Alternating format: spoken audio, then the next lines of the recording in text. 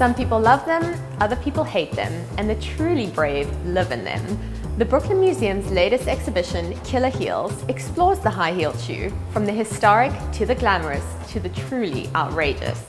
We are standing in one of 6 thematic sections of the exhibition called Metamorphosis, and in this room we have a selection of heels that either look like they're transforming into something else, that have sort of a hybrid kind of quality to them, and it's also the room where we talk about how high heels actually enact different kinds of metamorphosis on the person who wears them.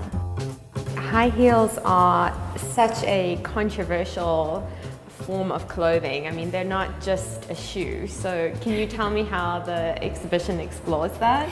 Well, we have a range of shoes from historical shoes. I think the earliest shoe in the exhibition dates from about 1550, right up through shoes from collections from last year.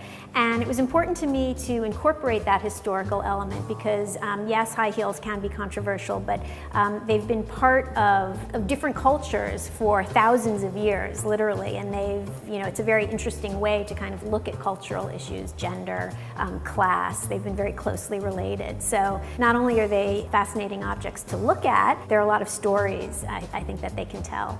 Lady Gaga has brought outrageous shoes really into the cultural conversation. I mean, where do you see high heels?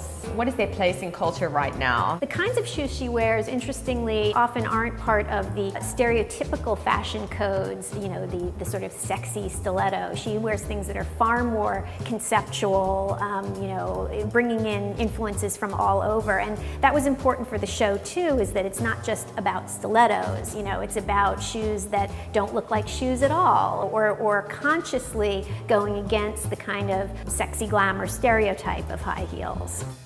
This is actually a design that Lady Gaga has worn. This is a pair of shoes designed by Masaya Kushino, a Japanese designer who is really interested in these sort of hybrid forms, bringing together a lot of disparate elements. You can see feathers and fur. It's an example of what I was talking about in this show. These are shoes that are not at all conforming to the prevailing fashion code of what a high heel or an elevated shoe should be.